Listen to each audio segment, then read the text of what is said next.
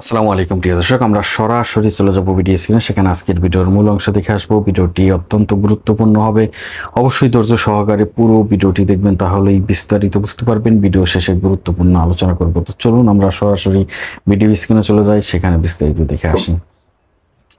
আজ 15ই আগস্ট 1975 সালের এই দিনে, আজ থেকে 50 বছর আগে, শেখ মুজিবুর রহমান সপরিবারে নিহত হন বাংলাদেশ সেনাবাহিনীর কিছু সদস্যদের হাতে। হাসিনা ক্ষমতায় থাকলে বলতো কিছু বিপদগামী বিভ্রান্ত সৈনিকদের হাতে। আসলে শেখ মুজিবুর রহমান সপরিবারে নিহত হন কাদের হাতে? বীর মুক্তিযোদ্ধাদের হাতে। খেতাব প্রাপ্ত মুক্তিযোদ্ধা কর্নেল ফারুক থেকে শুরু করে মেজর ডালিম পর্যন্ত যারা ছিলেন 10-12 জন, সবাই কিন্তু মুক্তিযোদ্ধা ছিলেন। তবে যেটা আওয়ামী লীগ সরকার যেটা বিক্রি করতে চাইলো ব্যর্থভাবে, যেটা পাকিস্তান পন্থীদের একটা কূ। পাকিস্তান পন্থীরা বাংলাদেশকে আবার পাকিস্তান বানিয়ে দেবার জন্য 75 সালে শেখ মুজিবুর রহমানকে হত্যা করে। এটা হচ্ছে আওয়ামী লীগের বয়ান। আর আওয়ামী লীগের আরেকটা ব্যাপার আছে, তারা কিন্তু কোনোদিনই স্বীকার করবে না যে 15ই আগস্টে মুজিব হত্যার পরে জনগণ রাস্তায় নেমে রীতিমতো আনন্দ উৎসব করেছে। শেখ মুজিবুর রহমানের হত্যাকাণ্ড যে জনগণের ভিতরে কোনো দুঃখ বা কোনো শোক সৃষ্টি করে নাই, বরং লোকজন মিষ্টি বিতরণ করেছে, এই তথ্যটা কিন্তু আমার নিজের চোখে দেখা। যাই হোক, এটা বলে শেষ করা যাবে না। যারা দল কানা তারা কোনোদিনই বিশ্বাস করবে না। তবে আজকে আমি 15ই আগস্টের উপরে খুব একটা আলোকপাত করব না, আলোচনা করব না। এটা আপনারা যারা একেবারে ফ্রম দ্য হর্সেস মাউথ, মানে যারা খুবই একেবারে নির্ভরযোগ্য সূত্রে পাওয়া সংবাদ শুনতে চান, তথ্য জানতে চান, তারা মেজর ডালিমের বইগুলো পড়বেন। একটা বই তো ইংরেজি, বাংলা এবং উর্দু 3 ভাষায় উনি লিখেছেন, এবং এখানে যা তথ্য দেয়া সব দেয়া হয়েছে। তবে আমি 15ই আগস্টে এখন যেটা ঘটলো, বাংলাদেশে ঘটছে, সেটাও দুঃখজনক। এটা নিয়ে আমি একটা আলোচনা করেছি, ফেসবুকে একটা কবিতাও লিখেছি, যে শেখ মুজিবুর রহমানের, আমি আবার তাকে শেখ মুজিবুর রহমানকে বলছি খুনি মুজিব বলছি। স্বাধীনতার পরে উনি কনজারভেটিভ এস্টিমেট হচ্ছে তিনি কমপক্ষে 10,000 মানুষ হত্যা করেছিলেন। শেখ হাসিনার চাইতে অনেক বেশি, এবং অনেকে বলে এটা 30,000 ছাড়িয়ে যাবে, জাসদ এবং সর্বহারা পার্টি মিলিয়ে। তো মুজিব একজন হত্যাকারী ছিলেন, খুনি ছিলেন, অত্যাচারী ছিলেন, এবং এক অতি ধূর্ত মিথ্যুক এক ব্যক্তি ছিলেন, এতে কোনো সন্দেহ নাই। তিনি তথ্যকে ম্যানিপুলেট করতে পারতেন, একেবারে ঘুরিয়ে পেঁচিয়ে মিথ্যাকে সত্য, সত্যকে মিথ্যা বানানোর জন্য শেখ মুজিবুর চাইতে পারদর্শী লোক খুব কম ছিল। তিনি 2 জন ব্যক্তিকে, ধরুন আমি উদাহরণ দিই, 2 বাংলাদেশ বিরোধী ব্যক্তিকে তিনি বাংলাদেশের সপক্ষের শক্তি হিসেবে তুলে ধরেছেন। একজন হচ্ছেন ডক্টর কামাল হোসেন, যিনি 9 মাস 71 সালে শ্বশুর বাড়িতে ছিলেন পশ্চিম পাকিস্তানে। তিনি জেল খাটেন নাই। মুজিব মিথ্যাচার করে বলছেন কামাল আমার সঙ্গে জেলে ছিল। আরেক ব্যক্তিকে তিনি বাংলাদেশে বিরাট স্থপতি বানিয়ে দিয়েছেন, তিনি হচ্ছেন হোসেন শহীদ সোহরাওয়ার্দী। হোসেন শহীদ সোহরাওয়ার্দী 1947 সালে 46-47 সালে পাকিস্তান আন্দোলনের সময় তার ভূমিকা ছিল খুবই গুরুত্বপূর্ণ। তিনি শেরে বাংলা, ফজলুল হক এরা মিলে পাকিস্তান সৃষ্টি করেছিলেন। কিন্তু বাংলাদেশ সৃষ্টির ব্যাপারে হোসেন শহীদ সোহরাওয়ার্দীর কোনো কৃতিত্ব, কোনো কন্ট্রিবিউশন ছিল না। সোহরাওয়ার্দী সাহেব আপাদমস্তক একজন কট্টর পাকিস্তানপন্থী ছিলেন, এবং তার কন্যা, আপনাদের মনে আছে, বেগম আখতার সুলাইমান, তিনি 1971 সালে বাংলাদেশে এসে যুদ্ধের সময় বাংলাদেশ বিরোধী বক্তব্য দিয়েছেন পাকিস্তানি সেনাবাহিনীর পক্ষে। সোহরাওয়ার্দী বেঁচে থাকলেও তিনি বাংলাদেশের বিরুদ্ধে স্টেটমেন্ট দিতেন, এতে আমার কোনো সন্দেহ নেই। তাকে বড় করেছেন শেখ মুজিবুর রহমান, কেননা তিনি সোহরাওয়ার্দীর প্রতি কৃতজ্ঞ। সুতরাং শেখ মুজিব ইচ্ছা করলেই ম্যানিপুলেট করে ফ্যাক্টস, সত্যকে লুকিয়ে মিথ্যাকে সত্য বানানোর উনি ওস্তাদ ছিলেন। 2 ব্যক্তির কথা বললাম, সোহরাওয়ার্দী এবং কামাল হোসেন। এই সোহরাওয়ার্দী কিন্তু 1955 সালে এক ইউনিটের পক্ষে ছিলেন। আগে পশ্চিম পাকিস্তানে 4টা প্রদেশ ছিল, পাঞ্জাব, সিন্ধু, উত্তর পশ্চিম সীমান্ত ও বেলুচিস্তান। 4টাকে ভেঙে একটা করা হলো। পাকিস্তান একটা ফেডারেল সরকার ছিল, সেটাকে ইউনিটারি সরকার বানিয়েছিলেন এই সোহরাওয়ার্দী সাহেব। সোহরাওয়ার্দী সাহেব বলেছিলেন অটোনমি, অধিকাংশ ৭৫% স্বায়ত্ত শাসন অর্জিত হয়ে গেছে। কিন্তু আমরা দেখছি শেখ মুজিবুর রহমানের উত্থান ঘটছে স্বায়ত্ত শাসনের কথা বলে। তবে আমি আজকের আলোচনা একটা জিনিস আলোচনা করব, যেটা আমার বইতে আমি লিখেছি। আজকে 15ই আগস্টে যা ঘটছে, শেখ মুজিবুর রহমানের ভাঙা বাড়ির সামনে জুতা নিক্ষেপ করা, ময়লা জুতা দেওয়া এবং যারা ফুল দিতে আসছে তাদের বাধা দেয়া, দুটোই খুবই নিম্ন রুচির পরিচায়ক। এটাকে আমি বলেছি চাষা সুলভ আচরণ। চাষা বলতে অনেকে বলছেন আমি কৃষকদের বিরুদ্ধে বলছি। চাষা এবং চাষি দুটো ভিন্ন শব্দ।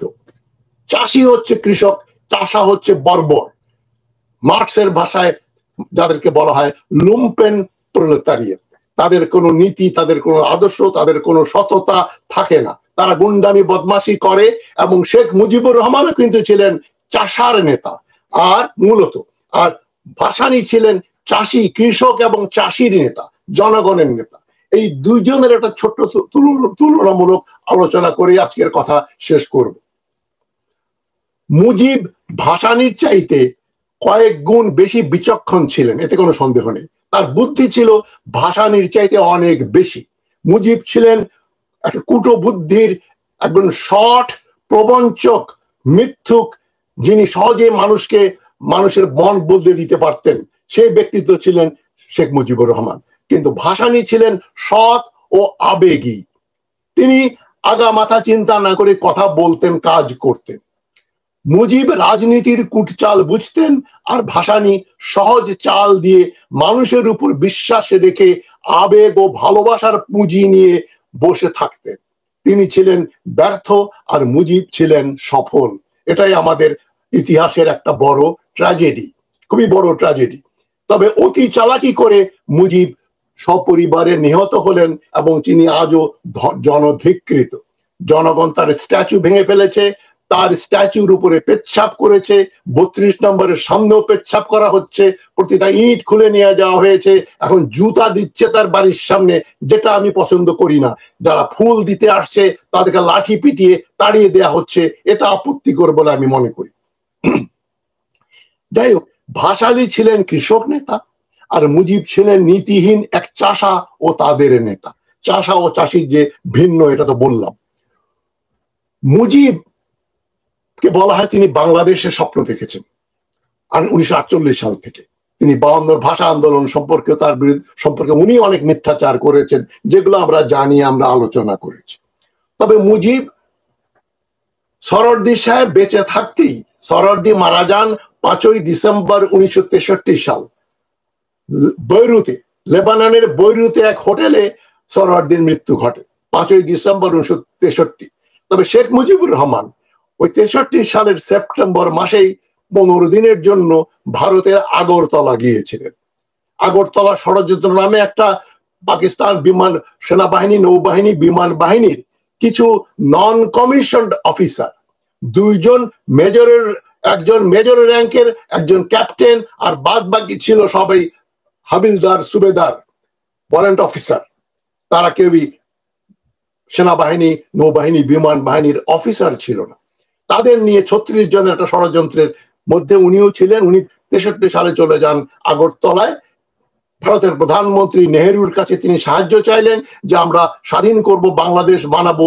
নেহেরু বললেন আমি পারবো না, আমি এইমাত্র চীনের সঙ্গে যুদ্ধ শেষ হলো 62 সালের অক্টোবর মাসে, আমি একসঙ্গে চীন আর পাকিস্তানের বিরুদ্ধে যুদ্ধ করতে পারবো না। মুজিব ব্যর্থ মনোরথে ফিরে আসলেন। 63 সালের পরে আর তিনি বাংলাদেশের কথা বলেনও নাই, চিন্তাও করেন নাই। ততদিনে সিরাজুল আলম খান, তাজউদ্দিন আহমদ, এদের নেতৃত্বে, কিছু বামপন্থীদের নেতৃত্বে একটা আন্দোলন, আন্ডারগ্রাউন্ডে একটা আন্দোলনের সূত্রপাত ঘটলো, যেটা হচ্ছে পূর্ব পাকিস্তান ভেঙে বাংলাদেশ বানাতে হবে। এবং আগরতলা ষড়যন্ত্রে ওটাই ছিল মূল মন্ত্র।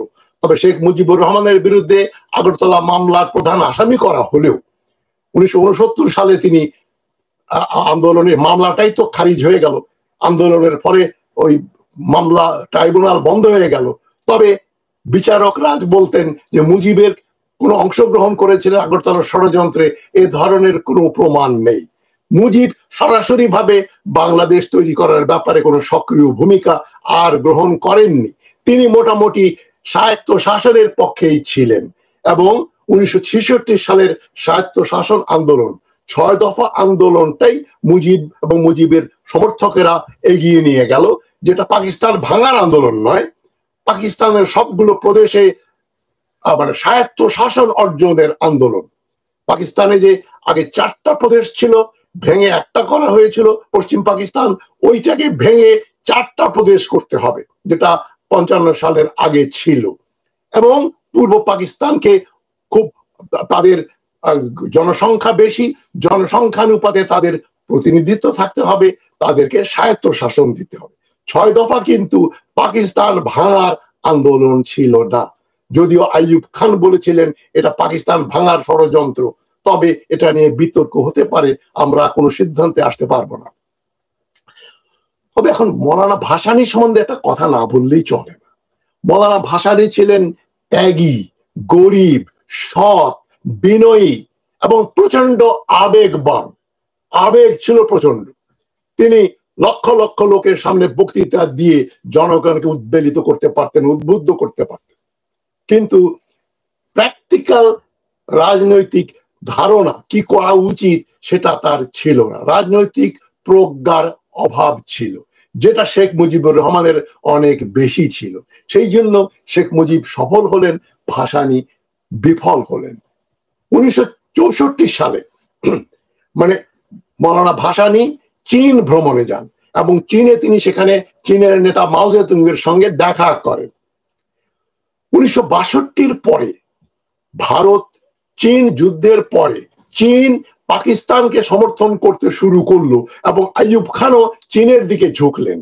আইয়ুব খানের পররাষ্ট্রমন্ত্রী জুলফিকার আলী ভুট্টো চীনের পররাষ্ট্রমন্ত্রী চৌ এন-লাইয়ের সঙ্গে সখ্যতা গড়ে পাকিস্তান চীন মৈত্রীর একটা সেতু বন্ধন তৈরি করলেন।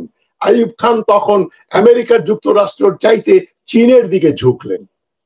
ওই সময় মৌলানা ভাসানী চীনে গেলেন, মাও জেতুংয়ের সঙ্গে দেখা করলেন। মাও জেতুং তখন মৌলানা ভাসানীকে বললেন, আপনি আপাতত আর আইয়ুব খান বিরোধী কোনো আন্দোলনে অংশগ্রহণ করবেন না, নেতৃত্ব দেবেন না, কারণ আইয়ুব খান আমাদের বন্ধু, পাকিস্তান আমাদের বন্ধু, আমরা চাই না আমরা এই আমাদের বন্ধু রাষ্ট্রের কোনো ক্ষতি হোক। মৌলানা ভাসানী মাও জেতুংয়ের সেই নির্দেশ অক্ষরে অক্ষরে পালন করলেন। 1964 থেকে 1968 সাল, এই 4 বছর ভাসানী আইয়ুব খান বিরোধী, পূর্ব পাকিস্তানের স্বায়ত্ত শাসনের পক্ষে কোনো কথাবার্তা বলেননি, বক্তৃতা দেননি। তিনি ভারতের বিরুদ্ধে কথা বলেছেন, কিন্তু পশ্চিম পাকিস্তানের বিরুদ্ধে, আইয়ুব খানের বিরুদ্ধে উনি কোনো কথা বলেননি। 1965 ভারত পাকিস্তান যুদ্ধের সময় তিনি একনিষ্ঠভাবে পাকিস্তানের সমর্থন করেন। 1965 যুদ্ধ শেষ হওয়ার পরে জানুয়ারি 1966 সালে শেখ মুজিবুর রহমান পশ্চিম পাকিস্তানের লাহোরে যান একটা অল পার্টিস কনফারেন্স।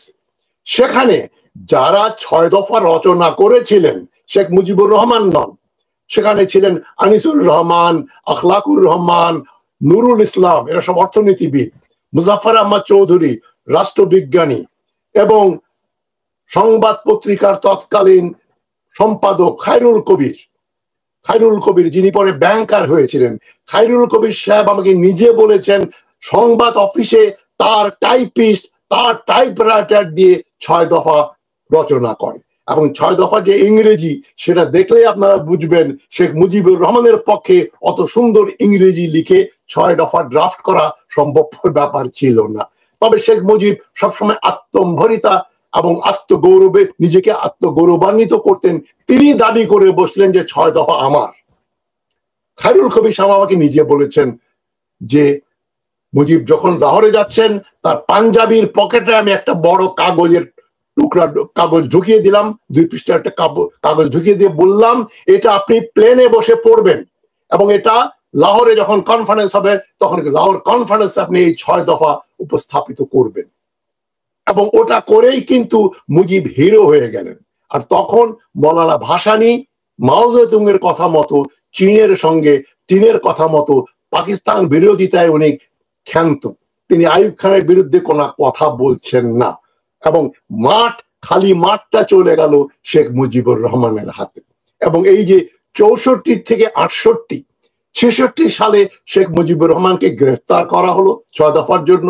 তিনি আরো বড় হিরো হয়ে গেলেন। তখন কিন্তু মৌলানা ভাসানী পাকিস্তান বিরোধিতা করছেন না। ঘটনার পরিবর্তন হলো কখন? 1968 সালের অক্টোবর মাসে পশ্চিম পাকিস্তানে, তৎকালীন পশ্চিম পাকিস্তানে লাহোর, রাওয়ালপিন্ডি, করাচি এই সমস্ত জায়গায় আইয়ুব খানের বিরুদ্ধে একটা আন্দোলনের সূত্রপাত হলো। আইয়ুব খানের প্রাক্তন পররাষ্ট্রমন্ত্রী জুলফিকার আলী ভুট্টো, যিনি 1966 সালে যাকে আইয়ুব খান বের করে দেন ক্যাবিনেট থেকে, সেই জুলফিকার আলী ভুট্টো একটা রাজনৈতিক দল তৈরি করলেন, পাকিস্তান পিপুলস পার্টি, এবং তিনি চীনপন্থী এবং আইয়ুব খান বিরোধী একটা আন্দোলন গড়ে তুললেন। 1968 সালের অক্টোবর মাস, খুবই গুরুত্বপূর্ণ তথ্য কিন্তু একটু মনে রাখবেন, একটু মনোযোগ দিয়ে শুনবেন। 1968 সালের অক্টোবর মাসে শবে বরাতের আগে হঠাৎ করে পশ্চিম পাকিস্তানে চিনির দাম বেড়ে গেল। চিনির গুরুত্বটা কি? শবে বরাতে সবাই হালুয়া বানায়, হালুয়া রুটি ডিস্ট্রিবিউট করে বাড়ি বাড়ি, যেটা বাংলাদেশে এখনো আছে। এই শবে বরাতের হালুয়া বানানোর আগে জন্য যে চিনি লাগবে, সেই চিনির দাম বেড়ে যাওয়ায় জনগণ রাস্তায় নামলো। মহিলারা হাড়ি পাতিল নিয়ে ঢং ঢং করে হাড়ি পাতিলের উপরে চামচ দিয়ে হাড়ি পাতিল আঘাত করে শব্দ করে করে তারা লাহোরে, করাচিতে, রাওয়ালপিন্ডিতে রাস্তায় নেমে গেল। জুলফিকার আলী ভুট্টো বলল, যে সরকার শবে বরাতের আগে চিনির দাম বাড়িয়ে দেয়, সেই সরকারের টিকে থাকার কোনো অধিকার নেই। আন্দোলন ওখান থেকেই চিনির দাম দিয়ে শুরু, ওটা হয়ে গেল আইয়ুব হটাও, আইয়ুব কুত্তা বলতো তাকে, আইয়ুব কুত্তে কো হটাও, এই কুকুর আইয়ুবকে হাটাও। তখন পূর্ব পাকিস্তান তখনও শান্ত। এখানে জানুয়ারি মাসের দিকে আন্দোলনের সূত্রপাত হলো, ডিসেম্বর 1968 সাল থেকে। তখন আমি বিশ্ববিদ্যালয়ের 3rd ইয়ারে পড়ি, চোখের সামনে দেখা ঘটনা। তখন মৌলানা ভাসানী বুঝতে পারলেন যে মাও জেতুংয়ের কথা বলে আইয়ুব খানের সমর্থন করে লাভ নেই, আইয়ুব খান আর টিকতে পারবেন না, কেন পশ্চিম পাকিস্তানিরাও আইয়ুব খানকে সরাতে চায়। এটা ভাসানীর জন্য খুবই দেরিতে, অতি বিলম্বে তিনি মাঠে নামলেন। তখন শেখ মুজিবুর রহমান আগরতলা মামলার আসামি হিসাবে জেলখানায়, তিনি জেলে। তখন ভাসানী নামলেন যে শেখ মুজিবকে মুক্ত করতে হবে, 6 দফা চালু করতে হবে, ইত্যাদি ইত্যাদি ইত্যাদি। কিন্তু ভাসানী যখন মুজিবের পক্ষে কথা বলছেন, ঘটনাটা কি ঘটছে? যিনি ছিলেন মুজিবের নেতা, তিনি হয়ে গেলেন মুজিবের অনুসারী। কারণ মুজিবের 6 দফা, সেটাকে সমর্থন করছেন মৌলানা ভাসানী। এতদিন তিনি পর্দার অন্তরালে চুপচাপ ছিলেন। সুতরাং জনগণ মনে করলো নেতা হচ্ছে একজন, সেটা শেখ মুজিবুর রহমান। তিনি হয়ে গেলেন 1 নম্বর নেতা, আর শেখ মৌলানা ভাসানী হয়ে গেলেন অনেক পেছনে 2 নম্বর নেতা। ওই দিন যদি ভাসানী যদি ওই ভুলটা না করতেন, 64 সাল থেকেই তিনি যদি, যখন মুজিব আগরতলায় গিয়েছিলেন 63 সালে গোপনে, ওই সময়ে যদি মৌলানা ভাসানী বাংলাদেশের স্বাধীনতার কথা বলতেন, তাহলে নেতৃত্ব চলে যেত মৌলানা ভাসানীর হাতে। তিনি ভুলক্রমে মাও জেতুংয়ের কথা শুনে আইয়ুব খানকে সমর্থন করে যাওয়ার জন্য ট্রেন ফেল করলেন বা বাস ফেল করলেন। ওই ট্রেনে উঠে পড়লেন শেখ মুজিবুর রহমান 6 দফা দিয়ে, যেটা অন্যদের রচিত, নিজের বলে দাবি করে শেখ মুজিবুর রহমান বললেন 6 দফা কায়েম করতে হবে। তারপরের ইতিহাস আপনারা জানেন। 69-এর আন্দোলন হলো। 22শে ফেব্রুয়ারি শেখ মুজিবুর রহমান ঢাকা সেন্ট্রাল জেল থেকে মুক্ত হয়ে বাইরে চলে আসলেন। আমার সেখানে ছোট্ট একটা ভূমিকা ছিল। আমি, ইকবাল সোবহান চৌধুরী এবং আরো 2 জন ছাত্র আগরতলা মামলা প্রত্যাহারের জন্য ঢাকা বিশ্ববিদ্যালয়ে সর্বপ্রথম আমরা অনশন ধর্মঘট করি। 18ই ফেব্রুয়ারি 1969 থেকে 22শে ফেব্রুয়ারি পর্যন্ত শেখ মুজিবুর রহমান জেল থেকে মুক্ত হয়ে 22শে ফেব্রুয়ারি বিকাল 4টার দিকে এই বটতলায় এসে আমাদের অনশন ধর্মঘট ভাঙান। তার হাতে পানি খেয়ে আমরা এবং মধুর ক্যান্টিনের সিঙ্গারা মিষ্টি খেয়ে আমরা আমাদের অনশন ভঙ্গ করি। যাই হোক, ঘটনা যেটা আমাদের চোখের সামনে দেখা, শেখ মুজিবুর রহমান তখন হয়ে গেলেন 1 নম্বরের হিরো। 22 তারিখে বেরোলেন উনি। 23শে ফেব্রুয়ারি রেসকোর্স ময়দানে, তৎকালীন রেসকোর্স ময়দানে মিটিং এ তাকে তোফায়েল আহমদ বঙ্গবন্ধু টাইটেল দিলেন এবং তারপরেরটা হচ্ছে ইতিহাস। তিনি ওই 2 বছরে বাংলাদেশ আন্দোলনের, স্বায়ত্তশাসনের আন্দোলনটাকে 1 দফার আন্দোলন পর্যবেসিত করলো পাকিস্তানিরা। তারাই বাংলাদেশ বানাতে বাধ্য করলো। তবে এর পেছনে কাজ করেছেন তাজউদ্দিন আহমদ, সিরাজুল আলম খান প্রমুখ। শেখ মুজিবুর রহমান জয় বাংলা স্লোগানে বিশ্বাস করতেন না। তিনি পাকিস্তানিদের সঙ্গে বলে গেলেন যে আমি না থাকলে পাকিস্তান থাকবে না, এবং তাকে কিন্তু গ্রেপ্তার করে নিয়ে যাওয়ার পরেও মামলায় কিন্তু শেখ মুজিবুর রহমানের ফাঁসি হতো না, কেননা পাকিস্তান সরকার প্রমাণ করতে পারে নাই যে শেখ মুজিবুর রহমান পাকিস্তান ভাঙতে চেয়েছিলেন। এটা এহিয়া খানের টেস্টিমনিতে আছে। এহিয়া খান 1978 সালে বলেছিলেন লিখিতভাবে যে ভুট্টো হচ্ছে রেসপন্সিবল, ভুট্টো পাকিস্তান ভেঙেছে, এবং শেখ মুজিবুর রহমান ছিলেন একজন দেশপ্রেমিক পাকিস্তানি। তাকে পাকিস্তান বাংলাদেশ বানানোর বাংলাদেশের স্থপতি হিসাবে এহিয়া খান বা পাকিস্তান সরকার চিহ্নিত করে নাই। তবে মৌলানা ভাসানীর কন্ট্রিবিউশন ছিল, তিনি বাংলাদেশের কথা চিন্তা করেছেন, কিন্তু নেতৃত্ব দেওয়ার জন্য সঠিক সময়ে তিনি মাঠে অনুপস্থিত ছিলেন। ভাসানীর অনুপস্থিতা, মাও জেতুং এর কথা শোনা, পাকিস্তানকে এক রাখার জন্য এই যে চুপচাপ থাকা, এটাই মৌলানা ভাসানীর কাল হয়ে গেল, এবং এটাই শেখ মুজিবুর রহমানকে আকাশে তুলে নেতা বানিয়ে দিল। সেই দিন যদি ভাসানী ওই ভুলটা না করতেন, তাহলে 1971 সালে জাতির পিতা হিসাবে হয়তো আমরা মৌলানা ভাসানীকেই প্রথমে স্মরণ করতাম। তবে যাই হোক, মুজিবের কৃতিত্ব আমরা এখানে ধুয়ে মুছে ফেলে দিতে পারি না। তিনি সিরাজুল আলম খানদের সঙ্গে সংযোগ রেখেছেন, একটা প্রেসার হিসাবে উনি কাজ করেছেন, নির্বাচন করেছেন। তোমার মোহাম্মদ আলী জিন্না, তিনিও ভারত ভাঙতে চান নাই। তিনি বলেছেন 1946 সালে যদি ক্যাবিনেট মিশন হয়ে যায়, যদি ভারতকে 3টা গ্রুপে ভাগ করে দেয়া যায়, তাহলে ভারত এক থাকতো। জওহরলাল নেহেরু এবং কংগ্রেস নেতৃবৃন্দ পাকিস্তান তৈরি করতে বাধ্য করলেন জিন্না সাহেবকে।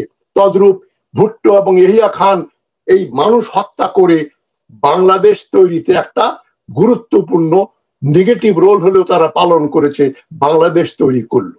এবং শেখ মুজিবুর রহমান কিন্তু ওই তার ট্রায়ালেও একই কথা বলেছেন। তাকে যখন পাকিস্তানে বিচার করা হচ্ছিল 1971 সালে, উনি বলছেন একটা ডকুমেন্ট দেখাও যে আমি স্বাধীনতা ঘোষণা করেছি। 7ই মার্চের বক্তৃতার আগে তিনি পূর্ব পাকিস্তানের যে জিওসি ছিলেন, general officer command, major general নামটা ভুলে যাচ্ছি, যাই হোক, খাদিম হোসেন রাজা, মেজর জেনারেল খাদিম হোসেন রাজার কাছে লোক পাঠিয়ে বলেছিলেন আমাকে আপনি সিকিউরিটি কাস্টাডিতে নিয়ে নিন, নইলে আমার বামপন্থী ছেলেরা আমাকে মেরে ফেলবে, তারা আমাকে দিয়ে স্বাধীনতা ঘোষণা করাতে চায়। তবে ওই এবারের সংগ্রাম আমাদের মুক্তির সংগ্রাম, এবারের সংগ্রাম আমাদের স্বাধীনতার সংগ্রাম, এই লাইনটা সিরাজুল আলম খানের আত্মজীবনীতে আছে। তিনি মুজিবকে এটা বলার জন্য বাধ্য করেছিলেন। ওইটা বলার জন্য তিনি বাংলাদেশের ঘোষক হয়ে গেলেন। তবে তিনি কিন্তু ভেতরে ভেতরে পাকিস্তানের প্রধানমন্ত্রী হবার জন্য সচেষ্ট ছিলেন। একটা ক্যাবিনেট গঠন হয়ে গিয়েছিল, এহিয়া খান প্রেসিডেন্ট থাকবেন, শেখ মুজিবুর রহমান প্রধানমন্ত্রী, রহমান সোবহান আপনার ফিনান্স মন্ত্রী, মানে অর্থনৈতিক বিষয়ের মন্ত্রী, আর এই ধরনের একটা ক্যাবিনেট হয়ে গিয়েছিল। 4-5 জন পূর্ব পাকিস্তানি এবং 5-6 জন 4-5 জন পশ্চিম পাকিস্তানিদের নিয়ে সেখানে এহিয়া খান হবেন প্রেসিডেন্ট এবং শেখ মুজিবুর রহমান হবেন প্রধানমন্ত্রী, সৈয়দ নজরুল ইসলাম হবেন একজন সিনিয়র মন্ত্রী, এমআর সিদ্দিকী অথবা মতিউর রহমান রংপুরের তিনি হবেন কমার্স মিনিস্টার। এই ধরনের একটা ক্যাবিনেট হয়ে গিয়েছিল 1970-এর নির্বাচনের পরে। 71 সালের প্রথম নাগাদ ওটার উপর কাজ হচ্ছিল। সুতরাং মুজিবুর রহমান পাকিস্তান না ভাঙলে পাকিস্তানের প্রধানমন্ত্রী হতেন, এটাই ছিল ব্যবস্থা, এটাই ছিল আন্ডারস্ট্যান্ডিং এহিয়া খানের সঙ্গে। তবে ভাসানী তদ্দিনে ছিলেন 1 দফা বাংলাদেশ বানাতে হবে। তিনি ছিলেন সোচ্চার, তিনি পাকিস্তানের সঙ্গে কম্প্রোমাইজ করতে চাননি, কিন্তু অতি দেরিতে 70-এর পরে। উনি যদি 64 সালে এই রোলটা পালন করতেন, তাহলে শেখ মুজিবুর রহমানের জায়গায় মৌলানা ভাসানীকে পেতাম আমরা জাতির পিতা হিসাবে। তবে আপনাকে আমরা এই আজকের দিনে এই কথাগুলো এই জন্য বললাম যে শেখ মুজিবুর রহমান সম্পর্কে যে কতগুলো মিথ রয়েছে। তিনি বাংলাদেশের স্থপতি, আবার আরেকটা এক্সট্রিম হচ্ছে তিনি কিছুই করেন নাই। দুটোই এক্সট্রিমিজম দিয়ে ইতিহাসের কাছাকাছি যাওয়া যায় না। আর ইতিহাস না জানলে কোনো রাষ্ট্রীয় একটা শক্ত ভিতের উপরে দাঁড়াতে পারে না। এই জন্য আমি 15ই আগস্টকে মনে করি একটা গুরুত্বপূর্ণ দিন। এদিন বাংলাদেশ স্বৈরাচার মুক্ত হয়েছিল। তবে শেখ মুজিবুর রহমান এই ভুলগুলো না করলে, এই অপশাসন না করলে, এই বাকশাল নামে তিনি যদি স্বৈরাচারী শাসন ব্যবস্থা চালু না করতেন, 10 থেকে 30,000 মানুষ যদি হত্যা না করতেন, তাহলে শেখ মুজিবুর রহমান চিরঞ্জীব হয়ে বাংলাদেশের জাতির পিতা হয়ে থাকতেন। এখন দেখেন তার বাড়ির সামনে লোকে জুতা ছড়ে তার বাড়ির প্রত্যেকটা ইট খুলে নিয়ে যায়। এগুলো ইতিহাস এবং এগুলো অপরিহার্য ব্যাপার ছিল। এটা হতোই। এর জন্য শেখ মুজিবুর রহমান দায়ী। আর মৌলানা ভাসানী যে প্রধান নেতা হতে পারেন নাই, এই জন্য মৌলানা ভাসানী দায় এড়াতে পারবেন না। তিনি যদি 64 সালেই বলতেন আমরা পূর্ব পাকিস্তানের স্বায়ত্ত শাসন চাই, তাহলে উনি হতেন নাম্বার 1 নেতা। যাই হোক, সবাইকে আমি সংগ্রামী শুভেচ্ছা জানিয়ে আজকের কথা এখানেই শেষ করছি। ভালো থাকবেন সবাই। আসসালামু আলাইকুম। ভালো একটা রোল তিনি প্লে করেছিলেন। তার একটা অসাধারণ ক্ষমতা ছিল জনগণকে ম্যানেজ করার, জনগণকে মোহাচ্ছন্ন করার। তো সব মিলিয়ে আপনি কি মনে করেন যে এটা কিভাবে দেখছেন, মেয়ের কর্মে পিতা এইভাবে ধ্বংস হয়ে গেল? আপনার সঙ্গে আমি আংশিকভাবে একমত। 1972-এর 10ই জানুয়ারি পর্যন্ত আমি শেখ মুজিবুর রহমানের একনিষ্ঠ সমর্থক ছিলাম, নৌকাকে ভোটও দিয়েছিলাম, এবং তাই তিনি ছিলেন আমার হিরো। তিনি যা করেছেন 66 থেকে 71 পর্যন্ত সবগুলো কাজই আমি সমর্থন করি। তিনি যে তাজউদ্দিনের কথায় হঠকারী ভাবে স্বাধীনতা ঘোষণা করেননি, এটাও সঠিক সিদ্ধান্ত ছিল। কারণ উনি যদি 25শে মার্চের স্বাধীনতা ঘোষণা করতেন, তাহলে পাকিস্তান সেনাবাহিনী তাকে বিচ্ছিন্নতাবাদী বলে হত্যা করত এবং ওনার ইতিহাস ওখানে শেষ হয়ে যেত। কেননা আন্তর্জাতিক আইনে, জাতিসংঘের আইনে কোন দেশের একটা অংশ যদি বিচ্ছিন্ন হতে চায়, সেটা একটা অপরাধ। এখনো তাই। যে জন্য শ্রীলঙ্কাতে তামিল টাইগাররা তামিল ইলাম করে যে ব্যর্থ হলো 26 বছর পরে, তাদের মহানায়ককে, এই প্রভাকরণকে শ্রীলঙ্কার সেনাবাহিনী হত্যা করলো, তাতে কিন্তু পৃথিবীতে কোনো প্রতিবাদ হয়নি, প্রতিক্রিয়া হয়নি। এখন আমি দুটো জিনিস, একটা হচ্ছে বাঙালিরা যখন যাকে তোলে একেবারে শীর্ষে তুলে দেয় এবং যখন নামায় তাকে পায়ের নিচে ফেলে দেয়। এটা আমরা দেখেছি। জিন্না সাহেবের নামে আগে ছেলের নাম রাখা হতো, রাস্তার নাম, পার্কের নাম, বিল্ডিং এর নাম, রাতারাতি জিন্না হল ভেঙে সূর্য সেন হল করা হতো, আমাদের চোখের সামনে দেখলাম। সুতরাং আমি আপনার সঙ্গে একমত নই যে মেয়ের কর্মে পিতার এই দুর্গতি হয়েছে। কেননা দুটো জিনিস হাসিনা বিক্রি করেছেন এই 16 বছর। একটা হচ্ছে উন্নয়ন, আর একটা হচ্ছে বঙ্গবন্ধু। এই দুইটাইতে এমন একটা ফ্যাটিক সৃষ্টি করেছে জনগণের ভিতরে।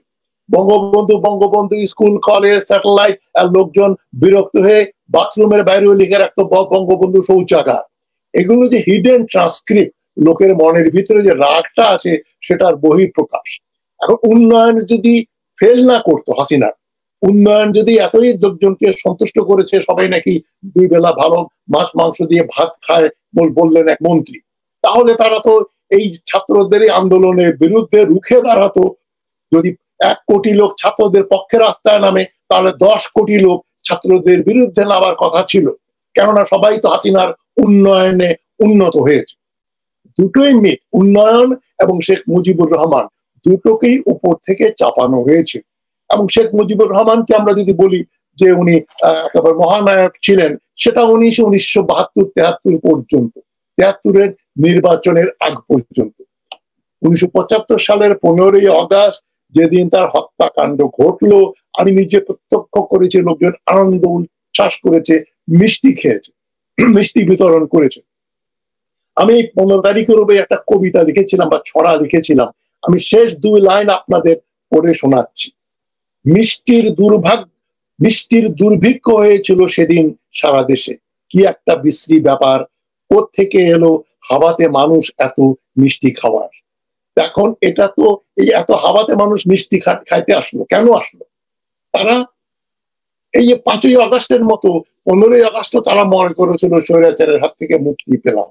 এই জন্য শেখ মুজিব যে তার ভূমিকা ছিল উনি যে ঠিক মতো পালন করতেন, যেটা প্রমিস করা হয়েছিল 71 সালে বা 70 সালে, জনগণের অধিকার, গণতন্ত্র, মানবাধিকার, এই কোনোটাই তো উনি রক্ষা করতে পারেননি। গণতন্ত্র উবে গেল, মানবাধিকারে গায়েব হয়ে গেল, হাজার হাজার লোককে রক্ষী বাহিনী এবং তার পুলিশ বাহিনী ধরলো, গায়েব করে দিল। সিরাজ শিকদারকে হত্যা করা হলো, বাংলাদেশের ইতিহাসের প্রথম ক্রস ফায়ার। আমি সিরাজ শিকদারের কোনো ভক্ত নই, সমর্থক নই, তিনি যা করেছেন সেটার সমর্থন করি না। তবে তার তো আইনের মাধ্যমে একটা বিচারের ব্যবস্থা হওয়া উচিত ছিল, এবং বিচার করে যদি তাকে ফাঁসি দিতেন সেটা ভিন্ন কথা। উনি মিথ্যাচার করলেন যে সিরাজ শিকদার পালিয়ে যেতে যাচ্ছিল, তখন পুলিশ তাকে গুলি করেছে। এবং এই হত্যার ওখানেই থামলেন না, তিনি পার্লামেন্টে বসে বললেন, আজ কোথায় সিরাজ শিকদার, জাতির পিতা হইয়া মুশকিলে পড়ে গেছি, মেরে লাল ঘোড়া দাবড়াইয়া দিতাম। এই কথাগুলো তো আমার কানে এখনো প্রতিধ্বনিত হয়। এবং এই যে 1 টাকা সেরের চাল 10 টাকা হয়ে গেল 3 বছরের ভেতরে। 1970-এর নির্বাচনের সময় শেখ মুজিবুর রহমান প্রমিস করেছিলেন যে চালের কেজি 1 টাকা থেকে নামিয়ে 50 পয়সা করা হবে, সেটা 74 সালে হয়ে গেল 10 টাকা। এখন তার যে ভুল স্বরাষ্ট্র পলিসি এবং পররাষ্ট্র পলিসি ছিল, তার ফলেই তো দুর্ভিক্ষ হলো, মানে যে অনাচারটা সবকিছু উনি বলতেন পাকিস্তানের শেষ করে দিয়ে গেছে। আসলে সমাজতন্ত্রের নামে কল কারখানা, ব্যাংক, ইন্স্যুরেন্স কোম্পানি সব যে উনি রাষ্ট্রীয়করণ করে ফেললেন, তার ফলে যে ডাকাতি শুরু হলো, চুরি শুরু হলো। এবং তিনি উত্তর কোরিয়া, ভিয়েতনাম, উত্তর ভিয়েতনাম, কিউবা, রাশিয়া, পোল্যান্ড, এরাই হলো তার বন্ধু। তো মার্কিন যুক্তরাষ্ট্র বলেন, আরব বিশ্ব বলেন, সবাই শেখ মুজিবের বিরুদ্ধে চলে গেল। তাই উনি টিকতে পারলেন না তার ভুল পলিসির জন্য। সে দায়িত্ব তো তাকে নিতেই হবে। সেজন্য জনগণ স্বতঃস্ফূর্ত ভাবে তার মৃত্যুতে আনন্দ করেছে। এটা কোনো ভালো কাজ না, খুবই এটা পৈশাচিক উৎকট একটা ব্যাপার ঘটলো। কিন্তু ব্যাপারটা যে ঘটেছিল 75 সালে, এটা তো আমরা অস্বীকার করতে পারবো না। তাই আমি মনে করি না যে একমাত্র মেয়ের দোষে নিশ্চয়ই এটা আরো বহুগুণ বৃদ্ধি পেয়েছে। কিন্তু সবকিছুই আমাদের দেশের জনগণ কোনো জিনিসই অতিরিক্ত, অতি বাড়াবাড়ি পছন্দ করে না। আপনি সবকিছুর নাম শেখ মুজিবুর রহমানের নামে করে দেবেন। আমি একটা লিস্ট দেখলাম, প্রায় 70টা কলেজ, বিশ্ববিদ্যালয়, বিভিন্ন জিনিসপত্র শুরু করে সব শেখ মুজিবুর রহমানের নামে। মৌলানা ভাসানীর নামে রয়েছে ভাসানী স্টেডিয়াম, হকি স্টেডিয়াম। সরওয়ার্দীর নামে সরওয়ার্দী উদ্যান। জিয়াউর রহমান একটা এয়ারপোর্ট ছিল তার নামে, সেটাও উনি 1200 কোটি টাকা খরচ করে ওটা বন্ধ করে দিলেন। জিয়াউর রহমানের নামে বোধহয় এখন একটা বীর মুক্তিযোদ্ধা জিয়াউর রহমান হল আছে, আর তো কিছু নেই। আমি মনে করি জাতি, উনি স্বাধীনতার একটা আইকন ছিলেন, কিন্তু উনি একা স্বাধীন করেননি। তাজউদ্দিন আহমদ থেকে শুরু করে যেমন উসমানী, জিয়াউর রহমান, এদের সবারই নাম থাকে। আমেরিকা যেমন একজনকে ফাউন্ডিং ফাদার বলা হয় না, জর্জ ওয়াশিংটনের সঙ্গে আরো 8-10টা নাম নেওয়া হয়। ফাউন্ডিং ফাদার্স বলে, জাতির পিতা বলে না, জাতির পিতা সমূহ বলে।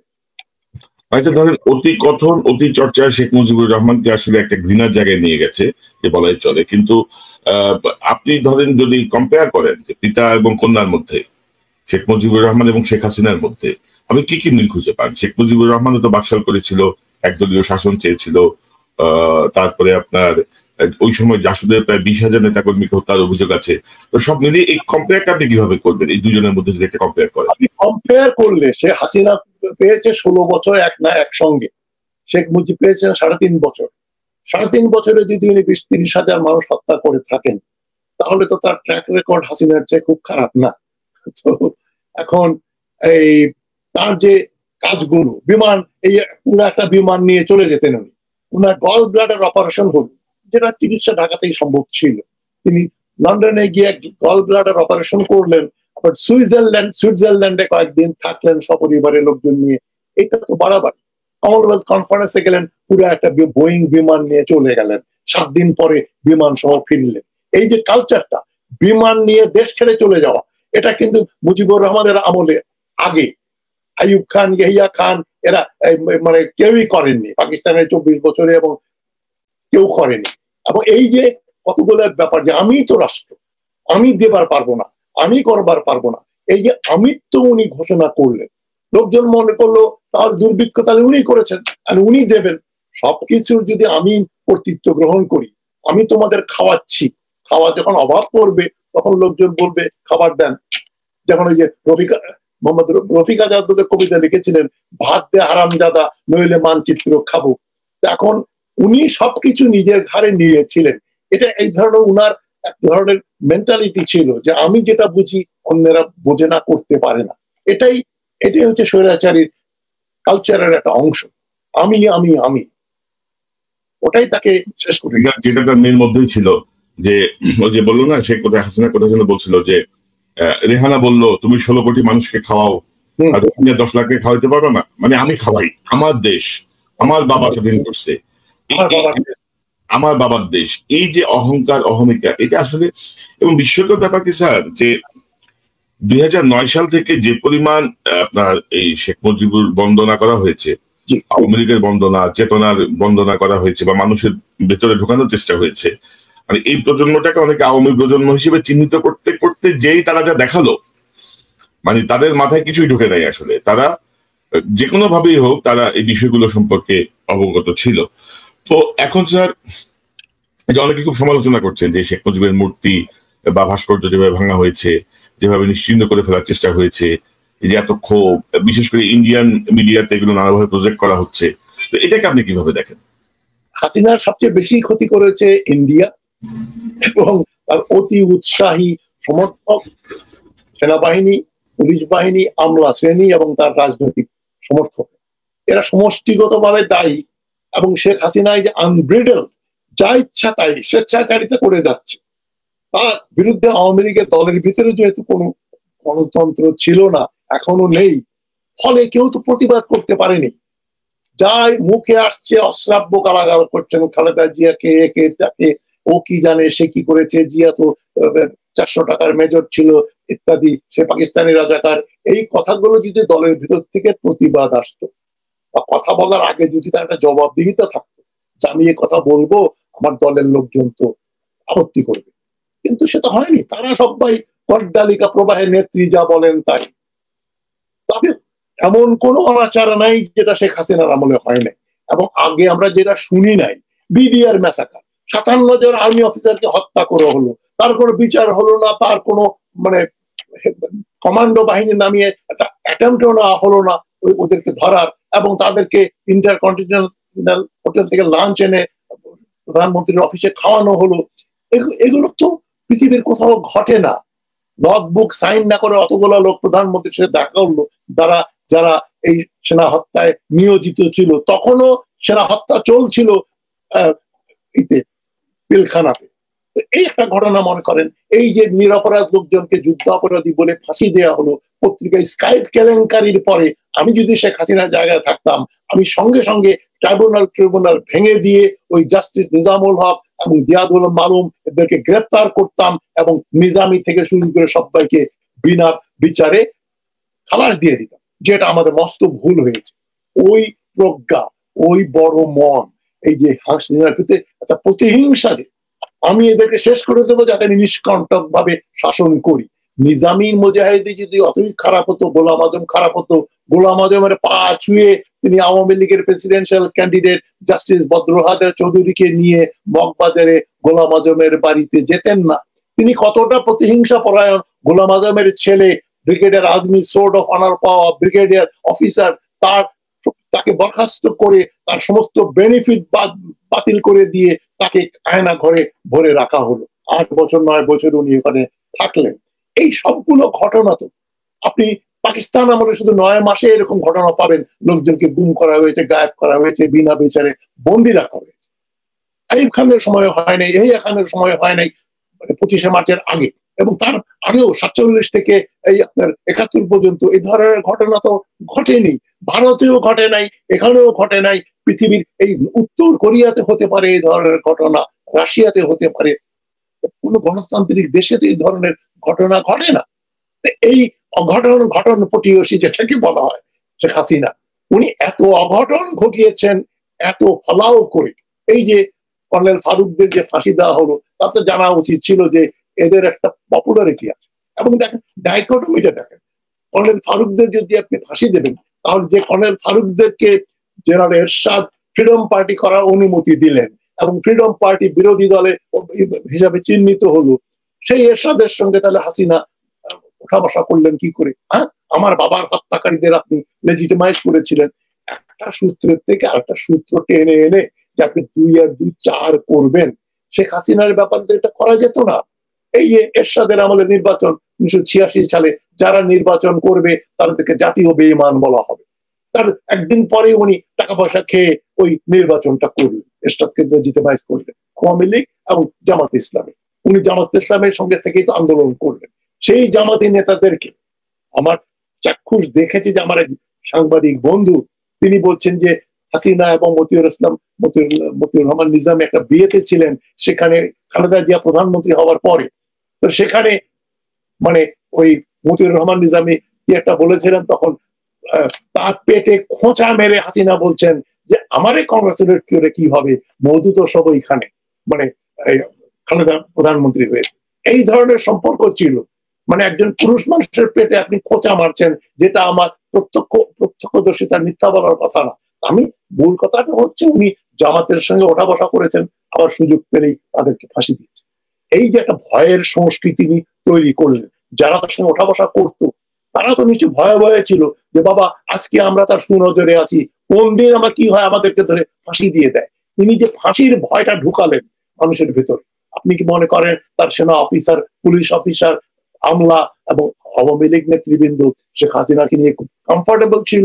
না, তাদের মনে একটা ভয় ছিল যে যদি ওনার কানে কিছু যায় আমাকে তো গ্রেফতার করবে আমাকে। এবং কয়েকজনকে উনি বিসর্জনও দিয়েছেন, ছাত্র লীগের নেতা অমুক তমুককে ধরে, ওই যে কি নাম ছিল মন্ত্রী, কি ওই মানে কিছু কিছু ছোটখাটো দুর্নীতি করেছিল তাদেরকে উনি শাস্তি করেছেন। বড় বড় দুর্বৃত্তদের ধরেন নেই, সালমান রহমানদের ধরে নাই, কিন্তু ছোটখাটো কিছু দুর্বৃত্তকে দল করা সত্ত্বেও তাদের করে শাস্তি দিয়ে দেখালেন যে উনি কিন্তু আইনের শাসনে বিশ্বাস করেন। আমরা তো একটা বিষয় যদি অবজার্ভ করি যে শেখ মুজিবুর রহমানও জনগণের ভোটকে ভয় পেতেন। অফকোর্স অন্তত 73 সালে নির্বাচন এটা প্রমাণ করে যে জনমতের চেয়ে আমাকে আসতে হবে এট এনি কস্ট, এরকম একটা বিষয় ছিল। আর হাসিনা তো এটা প্রমাণ করেই দিচ্ছে তার শাসন আমলে যে জনগণের ভোটের ব্যাপারে তাদেরকে ভীতি আছে। এই প্রসঙ্গটা নিয়ে একটু আপনি যদি একটু বলেন। পাশাপাশি শেখ মুজিবুর রহমানও কিন্তু সাংবাদিকদের মত প্রকাশের স্বাধীনতার বিপক্ষে ছিলেন এক অর্থে বলা চলে, এবং বিদেশি সাংবাদিক ওলিয়ানা ফালাচি তার ইন্টারভিউ করে প্রাণ ভয়ে মানে ইন্ডিয়ার সহায়তা নিয়ে উনি বাংলাদেশ থেকে পালিয়েছিলেন। শেখ মুজিব হাসিনাও কিন্তু ক্রমাগত কণ্ঠরোধ করা, পানিশমেন্ট দেয়া, এট এনি কস্ট আমার বিরুদ্ধে কোনো কথা বলা যাবে না, প্রশংসা ছাড়া কিছুই বলা যাবে না। তো সেই জায়গাটা এই দুটো বিষয় আপনি যদি অ্যাড্রেস করেন। আমি সেই জন্যই বলছি, আমি শেখ মুজিবুর রহমানের এখানে আমি দালালি করব, মানে দালালি করবো শেখ মুজিবুর রহমানকে আমি এখানে তুলে ধরবো যে উনি এত সময় পাননি। উনি যদি 16 বছর থাকতে পারতেন এক নাগারে বাকশাল করার পরে, কত সিরাজ শিকদারকে হত্যা করে বলা হতো কোথায় অমুক কোথায় তমুক, এটা উনি করতেন। এবং তিনি আরো লোকজনকে, আরো বহু লোককে চিনতেন, তার রাজনৈতিক অভিজ্ঞতা ছিল এবং তিনি শেখ হাসিনার চাইতে তুলনামূলকভাবে শিক্ষিত ছিলেন। তার ভাষা নিয়ে সরোয়ার দিয়ে সঙ্গে ওঠা বসা করে রাজনীতিও শিখেছিলেন। তার একটা রাজনীতি যে বোঝে, সে যখন স্বৈরাচারী হয় তার প্রতাপ কিন্তু যে রাজনীতি বোঝে না এবং প্রায় অর্ধশিক্ষিত, হাসিনার ফ্যাসিবাদের চাইতে ওটা আরো মারাত্মক হয়ে যায়। তবে এই ব্যাপারে শেষ কথা বলা যায় না। হিটলারও খুব শিক্ষিত ছিলেন না, কিন্তু হিট ছিল না, সে যেভাবে মানুষ হত্যা করেছে হাসিনাও করেছে, এখন কম্পেয়ার করা মুশকিল। তবে আমি মনে করি হাসিনা এবং তার বাবা দুজনেরই এক ধরনের স্বৈরাচারী কালচারের প্রতি অনুরাগ ছিল। খবরের কাগজ বন্ধ করে দেবো, ইনি ডিজিটাল আইন করে কি করেন, ইসরায়েল থেকে স্পাইওয়্যার কিনে এনে যেভাবে আপনি বাড়িতে কথা বলছেন, কার সঙ্গে ফোন করছেন, সবকিছু ট্যাপ করা হচ্ছে। লোকজন তো টেলিফোনে কথা বলতেও ভয় পেত, যে টেলিফোনে কথা বলবো ট্যাপ হচ্ছে, এরপরে তো আমাকে ধরে নেবে। এটাই সাদ্দাম হোসেনের সাদ্দাম হোসেনের ইরাক এবং জেনারেল প্রেসিডেন্ট নাসেরের যে মিশরের যে অবস্থা ছিল, ত্রাস, হাফিজুল আসাদ এবং এই যে এখন যে আসাদ সিরিয়ার প্রেসিডেন্ট বাশার আল আসাদ, এদের শাসনে কিন্তু ওই রকম। আমি মিশরে গিয়েছিলাম, আমার টুরিস্ট গাইডকে আমি সিসি সম্বন্ধে একটা প্রশ্ন করেছিলাম, সে চুপচাপ থাকলো, কারণ ওখানে আরেকজন লোক উপস্থিত ছিল। সে আমাকে পরে বললো, I hate Sisi, but I can't talk in front of that guy, that another tourist guide, because I didn't know him, I don't know him, সে কি সিসির লোক কিনা। সব জায়গায় তো হাসিনার লোক বসানো, আপনি কোথায় কথা বলবেন? ধরেন এই যে আমি যদি মানে মুক্তিযুদ্ধের আগে পরে বিশ্লেষণ করি যে শেখ মুজিবের মনোজগতে একটা আমূল পরিবর্তন, কিন্তু মানে মানসিক পরিবর্তন যাকে বলে, মানে যে ধরেন গণতন্ত্রের জন্য বা মানুষের অধিকারের জন্য সংগ্রাম করে যে মানুষটা জনপ্রিয় হইল, ওই মানুষটা কিন্তু 71-এর পরেই মানে দেশে ফেরার পর থেকে তার চেঞ্জ হয়ে গেল। তার মানে উনি তখন নিজেকে মানে ঈশ্বরের কাছাকাছি ভাবা শুরু করলেন, আমি যা বলবো তাই হবে, এই হবে সে হবে। মেয়েও কিন্তু এই ধারাটাই ধরছিল নাকি স্যার? এক্স্যাক্টলি। দেখেন 10ই জানুয়ারি 1972 সাল, আমি সেই ওই ঢাকা ক্লাবের এইদিকে, যেখানে এদিকে রেসকোর্স ময়দান, ওই রাস্তায় দাঁড়িয়েছে, 3-4 ঘন্টা দাঁড়িয়ে থাকার পরে শেখ সাহেব আসলেন, উনি তারপরে ঢুকলেন রেসকোর্সের ভেতরে, আমিও গেলাম এই সভা শুনতে। ওই বক্তৃতাতেই দেখলাম তিনি 71 সাল স্বাধীনতা যুদ্ধ এটা আওয়ামী লীগ করেছে, আমার দলের ছেলেরা আমার লোকেরা করেছে, পুরো কৃতিত্ব উনি আওয়ামী লীগকে দিয়ে দিলেন। এই দেশ কি শুধু আওয়ামী লীগেরা স্বাধীন করেছিল? আপামর জনসাধারণ যুদ্ধ করেছিল, সমর্থন করেছিল, কিন্তু ক্রেডিট দিয়ে দিলেন আওয়ামী লীগকে। চাকরি বাকরি, এই যে উনার যে নেপোটিজমের যে ব্যাপারটা, একটা ক্ষুদ্র এক্সাম্পল দিচ্ছি। উনার নিজের ছোট বোনের হাজবেন্ড সাইদুল হক নাকি নাম ছিল, সেকশন অফিসার ভদ্রলোক, তাকে উনি একেবারে এস্টাবলিশমেন্ট ডিভিশনের যে মিনিস্ট্রি, সবচেয়ে শক্তিশালী যে মিনিস্ট্রি, তার জয়েন্ট সেক্রেটারি এডিশনাল সেক্রেটারি বানিয়ে দিন। এটা কি করে? একজন ফুড কন্ট্রোলার, উনি সেকশন অফিসার, সেখানে যাদের সিএসপি অফিসাররা তখন জয়েন্ট সেক্রেটারি হতো, সেখানে নিজের বোনের জামাইকে দিয়ে দিলেন। তারপরে তার ভাগনা শেখ ফজলুল হক মনি, উর্দু পত্রিকা ছিল পাসবান, তার অফিস এবং প্রেস দখল করে এই যে বাংলার বাণী নামে একটা পত্রিকা চালু করে দিল, সবগুলো পত্রিকা বন্ধ করে দিয়ে 4টা পত্রিকা রাখলেন। এখন উনি নিজেকে মনে করতেন আমার দেশ, আমি দেশ স্বাধীন করেছি, আমি জাতির পিতা। এই যে গান্ধী এবং জিন্নাহ নিজেদেরকে কোনোদিন জাতির পিতা বলতেন না, কিন্তু মুজিবুর রহমান একাধিকবার এই শব্দটা ব্যবহার করেছে, আমি জাতির পিতা হয়ে মুশকিলে পড়ে গেছি। এবং আপনি যদি ওই ধরনের একটা জীবন কৃচ্ছতা সাধন করতেন, লোকজনকে বলেছিলেন যে আপনি তোমরা এবার বেলি ফুলের মালা দিয়ে বিয়ে দেবে, বিয়েতে কোনো সোনার গহনা দেওয়া হবে না। তার 2 ছেলের যখন বিয়ে হলো, তাদের মাথায় 9 রতনের মুকুট দিয়ে এই কামাল এবং জামালের বউদের অলংকার দিয়ে সাজানো হয়েছিল। সুতরাং মানে আপনি আপনার জন্য এক স্ট্যান্ডার্ড রাখবেন আর সাধারণ জনগণের জন্য আরেক স্ট্যান্ডার্ড রাখবেন, তা তো হয় না। উনি গণতন্ত্র মনে হলে 73 সালে উনি রিগিং করলেন। এবং দেখেন কি নিয়তির পরিহাস, তিনি ভোটে কারচুপি করে খন্দকার মোশতাক আহমদকে জেতালেন। খন্দকার মোশতাক আহমদ ইঞ্জিনিয়ার মোশাররফ হোসেনের কাছে দাউদকান্দির কনস্টিটিউয়েন্সিতে হেরে যাচ্ছিলেন। টেলিভিশন আমরা লাইভ দেখছি, এখানে মোশাররফ হোসেন তো নিচে খন্দকার মোশতাক, হঠাৎ করে টেলিকাস্ট বন্ধ হয়ে গেল এবং ওই ব্যালট বাক্সগুলো দাউদকান্দির দিকে ঢাকায় নিয়ে এসে মোশতাক আহমদকে বিজয়ী ঘোষণা করা হয়। এখন দেখেন নিয়তির পরিহাস, উনি না জেতালে মোশতাক আহমদ মন্ত্রী হতেন না, হয়তো এই ষড়যন্ত্রটা হতো না, হয়তো শেখ মুজিবুর রহমান বেঁচে যেতেন। এই অন্যায় করতে গিয়ে দেখেন নিজের ফাঁদে উনি নিজের গর্তে নিজেই পড়ে গেলেন। এগুলো তো নিয়তির পরিহাস। এবং মানে 16 বছর যদি এরকম ক্ষমতায় থাকতো তাহলে বাংলাদেশ উত্তর কোরিয়া হয়ে যেত নিঃসন্দেহে। এখনো হয়তো কিন্তু স্বাধীনতা অলমোস্ট উত্তর কোরিয়ার কাছাকাছি নিয়ে গেছিল। বাকি ছিল হয়তো পার্লামেন্টে এটাও করতো আজীবন প্রাইম মিনিস্টার বা আজীবন প্রেসিডেন্ট, এরকম একটা ঘোষণার প্রস্তুতিও ছিল ভিতর থেকে। এবং অনেকে তো সংসদে প্রস্তাব দিচ্ছে যে আমাদের নির্বাচনের দরকার নেই, নির্বাচন মানে টাকা খরচ, আমরা আপনাকেই চাই, এরকম চারটাদের। মুজিবুর রহমান 15ই আগস্ট ঢাকা বিশ্ববিদ্যালয়ে গিয়ে যেটা সবাই বলে, ওই দিন নাকি ঘোষণা করতেন জাতীয় সরকার, এবং উনি তাকে রাষ্ট্রপতি যাবজ্জীবন রাষ্ট্রপ্রধান থাকার জন্য ডাকসুর থেকে তাকে বলা হতো এবং উনি সেটা মেনে নিতেন। এই ধরনের একটা ন্যারেটিভ আছে, আওয়ামী লীগের ভেতরেই আছে এবং তারা সমর্থন করে। সবচেয়ে বড় ডিগবাজি দেখেন শেখ মুজিবুর রহমানের, আমরা ছাত্র জীবন থেকে জানতাম যে ন্যাপ ভাসানী হচ্ছে চীনপন্থী, ন্যাপ ওই যে ওয়ালি খান বা যেটা মস্কোপন্থী তারা মস্কোপন্থী, আর আওয়ামী লীগ হচ্ছে মার্কিনপন্থী। এই মার্কিনপন্থী আওয়ামী লীগকে ক্যাপিটালিস্ট সরওয়ার্দী যে মার্কিন প্রীতি ছিল তারই উত্তরসূরি ছিলেন শেখ মুজিবুর রহমান। রাতারাতি 69 সালে শেষে মাঝামাঝির সময় দেখলাম যে আওয়ামী লীগ বলছে সমাজতন্ত্র, এবং হঠাৎ করে সমাজতন্ত্র ওই মনি সিং এবং মস্কোপন্থী কমিউনিস্টরা তার ঘাড়ের উপর জেকে বসলো, তাদের কথা মতোই নিয়ে বাকশাল করলেন, যেটা পুরো সোভিয়েত ইউনিয়নের একটা কার্বন কপি। সেনাপ্রধান, পুলিশ প্রধান, ঢাকা বিশ্ববিদ্যালয়ের শিক্ষক সবাই বাকশালের মেম্বার হতে হবে। এবং এই একটা যে ব্যাপার যে আপনি ব্যুরোক্র্যাট, আপনি শিক্ষক, আপনি আর্মি অফিসার, আপনার তো রাজনৈতিক দলের মেম্বার হওয়ার কথা না। এটা উত্তর কোরিয়া, চীনে হয়, সোভিয়েত ইউনিয়নে হতো। সোভিয়েত মডেলটা উনি আনলেন একজন গণতন্ত্র মনা ব্যক্তি, মার্কিনপন্থী।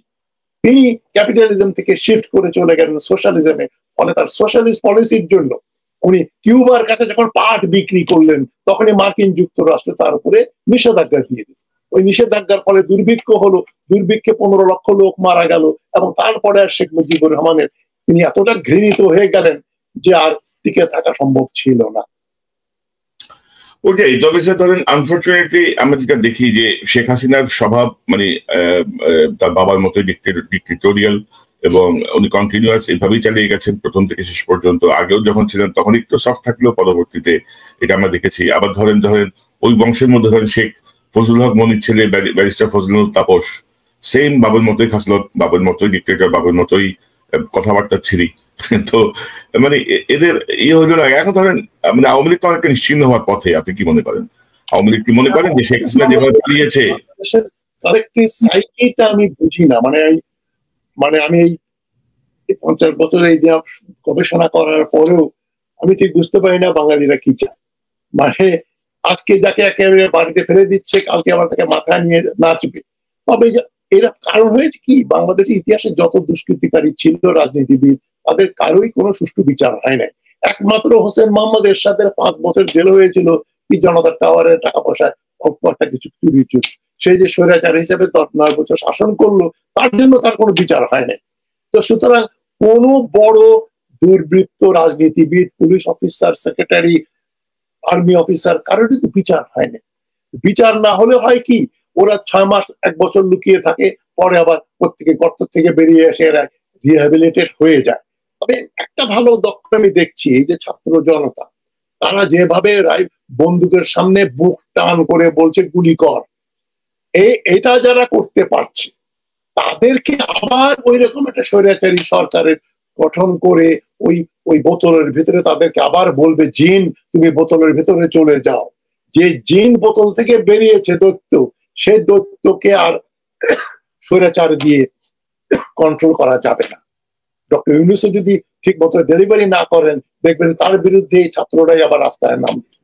তবে স্যার ধরেন গত 18 বছরে প্রায় আমাদের নতুন ভোটারের সংখ্যা অলমোস্ট 6 কোটির কাছাকাছি, এবং এই ভোটাররা আসলে হাসিনা এবং মুজিব সম্পর্কে যে ধারণা পেল, মানে এত শিক্ষা দীক্ষা দেওয়ার পরেও তারা যে প্রকৃত ইতিহাসটা বা এদের ফ্যাসিস্ট চেহারাটা সম্পর্কে তারা অবগত, তো এবং হাসিনা যেভাবে পালিয়ে গেল, এটাতে মানে ইন্ডিকেট করে যে আপনার হাসিনা আবার ফিরে আসা বা আওয়ামী লীগ আবার সেই পূর্ণ উদ্যমে ফিরে আসা বা সেই গতি পাওয়াটা একটু সম্ভব হবে বলে মনে হচ্ছে না। জি। তো স্যার ধরেন একটা নতুন সরকার হয়েছে, আমরা জাস্ট আপনাকে মন্তব্য দিতে চাই যে কিভাবে দেখছেন এই সরকারের যে কার্যক্রম ডক্টর ইউনূসের নেতৃত্বে, এবং যারা আছে তাদের মধ্যে অনেককে নিয়ে ইতিমধ্যে প্রশ্ন উঠেছে। অনেকেই 111-এর লোক ছিলেন, অনেকেই কতটুকু কি করবেন বা এখন পর্যন্ত যেভাবে তারা ঢিমে তালে যাচ্ছে নাকি, মানে হানিমুন মোড, রোমান্টিক মোডে আছেন মনে হচ্ছে। তো আরেকটু অনেকে বলেন যে আরো গতিশীলতা দরকার, আরো শক্তি প্রদর্শন দরকার। আপনি কি মনে করেন এই বিশ্লেষণটা একটু যদি সংক্ষেপে? ইরানি প্রবাদ আছে যেটা বাংলা উর্দুতে প্রচলিত, প্রথম রাতেই বিড়াল মারতে হয়। এখন বিড়াল মারা, বিড়াল ধরার লক্ষণই দেখছি না, মারবেন তো পরের কথা। এখন বিড়াল না মারলে কিন্তু ডক্টর ইউনূস যতই ভালো লোক হন, তিনি এটা সামাল দিতে পারবেন না। কারণ সমস্যা এত মাথার উপরে উঠে গেছে। ওই পুলিশ অফিসার, ওই ডিসি, ওই ম্যাজিস্ট্রেট, তারা সবাই কিন্তু বহাল তবিয়তে আছে। কিছু কিছু লোক স্বেচ্ছায় পদত্যাগ করছে, আর 2-4 জনকে ওএসডি করে শাস্তি দেওয়া হচ্ছে। আপনি দেখেন ব্রিগেডিয়ার সাখাওয়াত হোসেন একজন বিতর্কিত ব্যক্তি। তিনি 2008-এর নির্বাচনে কমিশনার ছিলেন, যে নির্বাচনে হাসিনাকে প্রণব মুখার্জির আশীর্বাদ পুষ্ট সরকার গঠনে সাহায্য করল। তিনি তার কমিশনার ছিলেন, কিন্তু ইলেকশন কমিশনার। এবং তিনি যে বক্তব্য দিলেন আওয়ামী লীগের এই ফিরে আসুক, তারা ঠিক মতো চলুক, একটা ধিকৃত দল যারা ফ্যাসিবাদী দল, জার্মানিতে হিটলারের পতনের পর এই যে হেল হিটলার বলে, এইভাবে যদি জার্মানিতে স্যালুট দেন আপনাকে পুলিশ গ্রেফতার করবে, সোয়াস্টিকা যদি বহন করেন আপনাকে পুলিশ গ্রেফতার করবে। সবকিছু তারা ধুয়ে মুছে ফেলেছে হিটলারের চিহ্ন, ইটালিতেও তাই, মুসোলিনির চিহ্ন। কিন্তু বাংলাদেশে আপনি ফ্যাসিবাদীর হাসিনার চিহ্নগুলো রেখে দেবেন। তিনি দিল্লি থেকে কথা বলবেন, এবং একজনের সঙ্গে বোধহয় কথা বলেছেন, তার নাম বোধহয় কি, ওই যে জাহাঙ্গীর কবির বরগুনা, তাকে গ্রেফতার করেছে। আমি তো আপনি আমাকে 4 বছর যাবত চেনেন, আপনি জানেন যে আমি ঠোঁট কাটা, আমি ওই খুব স্পষ্ট কথা বলি। আমি তো প্রথম, এটা আমি ক্রেডিট নিতে চাই না, তবে এটা সত্য ভাষণ, সর্বপ্রথম আমি বলেছি যে 1 দফা, অন্য কোনো আন্দোলন, অন্য কোনো দফা অমুক কিছু বর্জন করো দিয়ে হাসিনাকে সরানো যাবে না। হাসিনাকে সরাতে হলে গণভবন দখল করতে হবে, আমি বলেছি, আপনার সাথেও বলেছি, আমার সাথেও বলেছি। হরতাল করতে হবে, লাগাতার অবরোধ করতে হবে, সেক্রেটারিয়েট, প্রধানমন্ত্রীর বাড়ি, প্রধানমন্ত্রীর অফিস, সবকিছু ঘেরাও করতে হবে। করা হলো। এই গণভবন যে ঢুকলো লোকজন, লগি বই ছাড়া কিন্তু হয় নাই, ফুলের মালা দিয়ে আন্দোলন হয় নাই, কোন মানে শান্তিপ্রিয় উপায়ে আমরা হাসিনাকে সরাতে পারি নাই।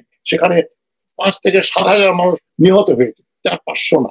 সুতরাং যেটা হলো, আমি এগুলো স্পষ্ট করে বলেছিলাম, আমি আবার বলছি, আমি ভাই আইনের শাসনে বিশ্বাস করি, আমি সহিংস নই।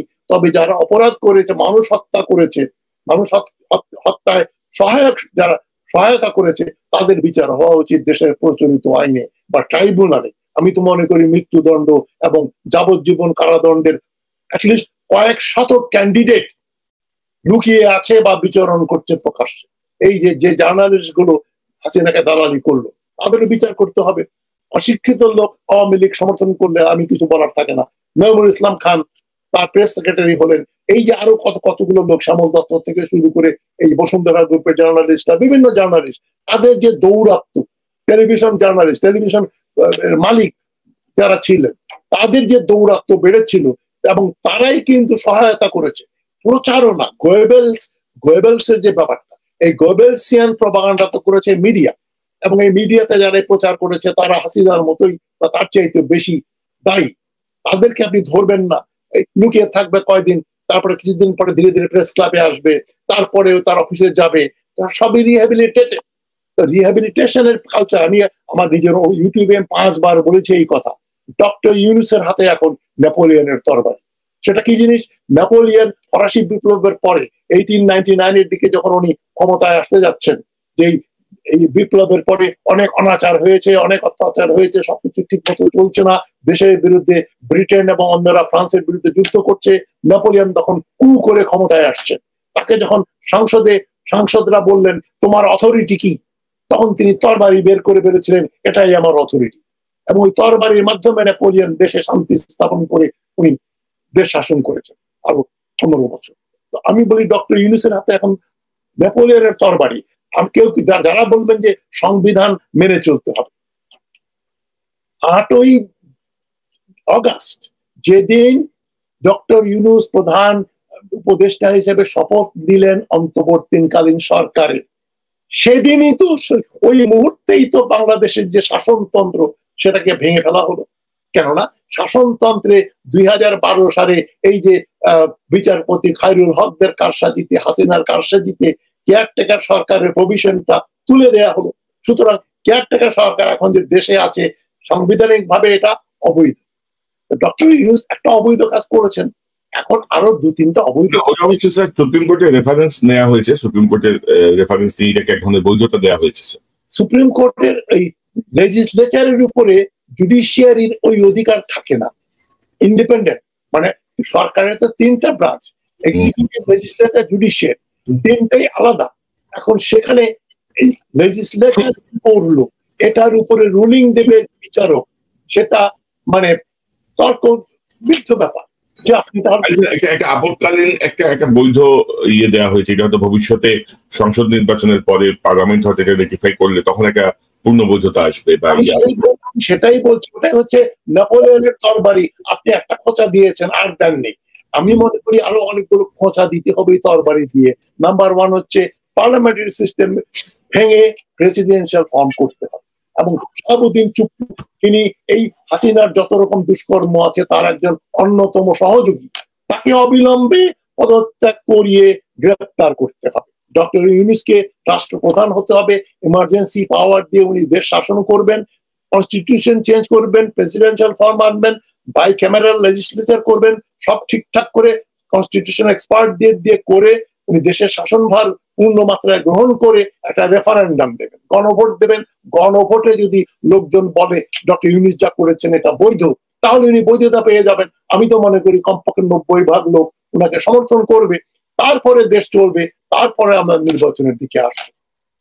এছাড়া কোনো গত্যন্তর নেই, উনাকে কঠোর হতে হবে। মানে যে দুলকি চালে সরকার চলতেছে, যেভাবে যাচ্ছে, আমার মনে হয় যে এটা ঠিক হচ্ছে না। এবং আমাদের সাথে সমসাময়িক কালে একটা বড় এক্সাম্পল হচ্ছে টার্কি এরদোগান যেভাবে টোটাল বিষয়টা নিয়ন্ত্রণ করেছিলেন, সেইভাবেই যাওয়া উচিত। এখনো ধরেন পুলিশ পলাতক, আইজিপি পলাতক, এই পলাতক, ও পলাতক, এত কিছু হইলে তো সমস্যা। এবং ধরেন দফায় দফায় চেষ্টা চলছে, হাসিনা উস্কানি দিচ্ছে। আমরা সেনা বিদ্রোহের সেনা কুয়ের একটা আভাস পেলাম, 5-6 জনকে বসাই দেওয়ার পরে, সরাই দেওয়ার পরে ওইটা ঠান্ডা হলো। জুডিশিয়াল কুয়ের একটা এক্সাম্পল দেখলাম, দেওয়া হলো। তারপরে গতকাল দেখলাম যে আমাদের সচিবরা বৈঠক করছেন, একটা সিভিল কু করার চেষ্টা করছেন তারা। তো সেগুলো মোটামুটি ফ্লাশ হয়ে গেছে, আশা করি এখন আর কিছু হবে না। কিন্তু ধরেন এগুলো হতো না যদি 72 ঘন্টার মধ্যে এই সরকারের কঠোরতা দ্বারা দেখতে পেতেন আর কি। কঠোর সময় আছে, 7 দিন 8 দিন হয়েছে মাত্র, এখনো সময় আছে, এখনো অবশ্যই সময় আছে। সবকিছু যদি ওই সাখাওয়াত হোসেনকে সরিয়ে দেন এবং আরো কিছু দিন উপদেষ্টা নেন এবং সক্রিয়ভাবে যারা যারা দালালি করেছে ওদেরকে ঢালাও ভাবে আগে জেলখানায় ভরেন, জেলখানায় ভর্তি করে ফেলেন এবং আশু বিচারের ব্যবস্থা করেন, ট্রাইব্যুনাল। স্যার এখানে স্যার ওই বিচার না, ধরেন 30 লক্ষ মামলা এখনো পেন্ডিং, এই বিচার হবে মানে শর্ট, মানে সামারি ট্রায়াল, শর্ট ট্রায়াল, কারণ সবই হাতের কাছে, সব ডকুমেন্ট হাতের কাছে, সব নির্দেশনা হাতের কাছে। এখানে ওই লম্বা প্রসেস, সাক্ষী আনো, এই করো সেই করো, এগুলো বোধহয় ঠিক হবে না। সাক্ষী ধরে আবু সাইদকে যে পুলিশ গুলি করলো, সবাই কোটি কোটি লোক দেখলো যে আবু সাইদ এবার দাঁড়িয়েছে, তাকে পুলিশ গুলি করছে, সেই ইন্সপেক্টরকে তো গ্রেপ্তার এতদিনে হয়েছে কিনা জানেন, তাকে তো গ্রেপ্তার করে সঙ্গে সঙ্গে বিচারে কাঠগড়ায় দাঁড় করানোর কথা। মানে ধরেন স্যার আইসিকিতে হাসিনার বিরুদ্ধে কেউ লিখছে, ওখানে যে লাইক দিছে তারও 7 বছরের জেল হয়ে গেছে কোনো সাক্ষী প্রমাণ ছাড়া। ওই লাইকই তার সাক্ষী প্রমাণ। কেউ একটা কমেন্ট লিখছে, তার শাস্তি হয়ে গেছে 10 বছরে, এইটাই সাক্ষী প্রমাণ। তো এইখানে আমার মনে হয় যে কোনো লেন্দি প্রসেসে না, যে যেহেতু হ্যান্ডি সব ডকুমেন্ট এখনো আছে, সোশ্যাল মিডিয়া, অনলাইন সব মিলিয়ে এইভাবে একটা কঠোর পদক্ষেপ নেওয়া উচিত। শেষ প্রশ্ন যেতে চাই, ইন্ডিয়ার ভূমিকা আপনি কিভাবে দেখছেন? ইন্ডিয়া যেভাবে হাসিনাকে আশ্রয় দিয়েছে, আমি সাম্প্রতিক সময় গতকাল দেখলাম যে ফরেন অ্যাডভাইজার তিনি পিনাকরঞ্জন না তো এখন বোধহয় আর কে জানো, যে হাইকমিশনার, নামটা ভুলে গেছি। তো তাকে বলেছেন যে তোমার দেশে বসে আমার দেশকে আনস্টেবল করার চেষ্টা চলছে, এটা বন্ধ করার জন্য বলেছেন। জি, তো এখন ইন্ডিয়া কি আসলে হাসিনাকে নিয়ে থাকতে চায় না বাংলাদেশের জনগণের সঙ্গে থাকতে চায়? ইন্ডিয়া চায় একটা প্রো ইন্ডিয়ান গভর্নমেন্ট। এটা 47 সাল থেকে তাদের যে স্বপ্ন ছিল সেটা বাস্তবায়িত হয়েছে 71 সালে। এরপরে জিয়াউর রহমান এসে বাগড়া দিলেন, খালেদা জিয়ার আমলে কিছুটা হয়েছে, বাকি সময়তে ইন্ডিয়ার পোয়া বারো হয়েছে। মানে হাসিনা আর খালেদা জিয়ার পরে হাসিনা এবং এরশাদ এবং হাসিনা তো ভারতপন্থী সরকার, তাদের বসানো সরকার, এতে কোনো সন্দেহ নেই। সুতরাং তারা তো চাইবে যে এই হাসিনাকে আবার যদি ক্ষমতায় আনা যায়। তারা অবশ্য এতটা নির্বোধ না যে হাসিনা, রেহানা, জয় বা পুতুলকে আর বসানো যাবে না, তার আত্মীয় স্বজন কাউকে করা যাবে না। একটা সেনা অভ্যুত্থান করে যদি পুরো আওয়ামী একটা পুরো ইন্ডিয়ান গভর্নমেন্ট করা যায়, ভারত সেটাই চেষ্টা করবে। ভারত যে প্রথমে বললো আমরা 48 ঘন্টা মাত্র হাসিনাকে স্যাংচুয়ারি দেব, তারপরে তাকে অন্য কোথাও যেতে হবে, ওটা একটা লোক দেখানোর কথা। মোদি চায় হাসিনা ভারতেই থাকুক এবং সেখান থেকে ষড়যন্ত্র করে বাংলাদেশে একটা সরকার, এই বর্তমান সরকারকে উৎখাত করে একটা নতুন ভারতীয় সরকার আনতে হবে। কারণ কি, বাংলাদেশ হচ্ছে ভারতের জন্য এখন সবচেয়ে ইম্পর্টেন্ট কান্ট্রি। কিভাবে? এই যে চীনের সঙ্গে যে ভারতের যে বৈরিতা, এই সম্পর্ক যদি একদিন যুদ্ধের রূপ নেয়, যেটা বিশারদরা বলছেন চীন ভারতে একটা যুদ্ধ হতে পারে। যুদ্ধ হলে চীন নেপালের মাধ্যমে, ভুটানের মাধ্যমে নিচে নেমে শিলিগুড়ি করিডোরটা কেড়ে দেবে, যেটা চিকেন নেক। ওই 16 কিলোমিটার রাস্তা যদি চীন দখল করে নেয়, তাহলে ভারতের 7 সিস্টার্স নর্থ ইস্টের সঙ্গে ভারতের মেইনল্যান্ডের সমস্ত সংযোগ বিচ্ছিন্ন হয়ে যাবে। এই সংযোগ কিভাবে রক্ষিত হবে? বাংলাদেশের মাধ্যমে। কলকাতা থেকে আপনি আসবেন, ট্রেন চড়বেন, আগরতলা বা মণিপুর যে কোনো জায়গায়, মিজোরামে আপনার ওই ট্রেন গিয়ে থামবে, সেখানে সৈন্য আসবে, রসদ আসবে। এই জন্যই তো ট্রানজিট। এই ট্রানজিট লাইনটা হচ্ছে ভারতের লাইফ লাইন। এই জন্য ভারত যে কোনো মূল্য দিতে রাজি আছে, দরকার হলে সে যুদ্ধ করবে। সুতরাং এটাকে হালকাভাবে নেওয়া যাবে না। ভারতের এজেন্ট সারা দেশের ভিতরে রন্ধ্রে রন্ধ্রে তারা প্রবিষ্ট। শিক্ষা মন্ত্রণালয় বলেন, বাংলাদেশ ব্যাংক বলেন, পুলিশ বিভাগ বলেন, সেনাবাহিনী বলেন, সর্বত্রই তাদের লোকজন গিজ গিজ করছে, আমলা শ্রেণীতে বলেন। সুতরাং ভারত বাংলাদেশকে একটা কলোনি হিসাবেই রাখতে চায়। সিকিমের মতো ভারত কিন্তু বাংলাদেশকে গিলে ফেলতে চায় না, কেননা একটা প্রবলেম হবে যে 17 কোটি মুসলমানকে এই যে পশ্চিমবঙ্গের বাঙালিদের সঙ্গে জুড়ে দেওয়া, তাতে এই অঞ্চলটা পুরো মুসলিম অধ্যুষিত হয়ে যাবে। পশ্চিমবঙ্গ এবং ত্রিপুরা এটা চাইবে না। সুতরাং তারা বাংলাদেশকে দখল করবে। দখল করলে তো এখানকার লোকজন ভারতের বিরুদ্ধে গেরিলা যুদ্ধ করবে। তারা একটা স্যাটেলাইট হিসেবে এখানে বসে থাকবে, বসিয়ে রাখবে, লুটপাট করছে, ওদের লোক চাকরি করবে। আদানি গ্রুপ ইলেকট্রিক সাপ্লাই দেওয়ার নামে কোটি পয়সা বানাবে, কয়লা আনবে, কয়লা দিয়ে বিদ্যুৎ কেন্দ্র বানাবে, ইনভেস্ট করবে। এটা একটা কলোনি হিসাবে থাকবে ভারতে, সাব কন্ট্রাক্টর এবং কলোনি। এটা হাসিনা ওই প্রতিজ্ঞা করেই তো, হাসিনা তো বলেই ফেললো মুখ ফসকে, ভারতকে যা দিয়েছি চিরকাল মনে রাখবে। এবং আব্দুল মোমিন বলল যে আমি মোদীকে বলেছি যেন হাসিনা সরকারকে আবার ক্ষমতায় রাখা হয়। তো এর চাইতে আপনারা অন্য কোনো প্রমাণ অ্যানালিসিস দরকার নেই। তো পররাষ্ট্রমন্ত্রী স্বয়ং বলছেন আমি মোদীকে বলেছি। ধরেন এখন এগুলা থেকে যদি না সরে আসে, ভারত নিশ্চয়ই বাংলাদেশের মানুষের মনোভাব বুঝতে পেরেছে, এবং বাংলাদেশের মানুষ যেভাবে হাসিনার মতো একটা ফ্যাসিজম, যে হিটলারের কাছাকাছি ফ্যাসিস্ট মানে বা হিটলারের সমকক্ষীয় ফ্যাসিস্ট, যেভাবে মানুষ হটিয়েছে, মানুষ এই দেশের জন্য, এটা তো দেশের জন্য তো জীবন দিতে আরো অকাতরে মানুষ নেমে যাবে। সো ভারত এখানে সুবিধা করতে পারবে মনে হয় না।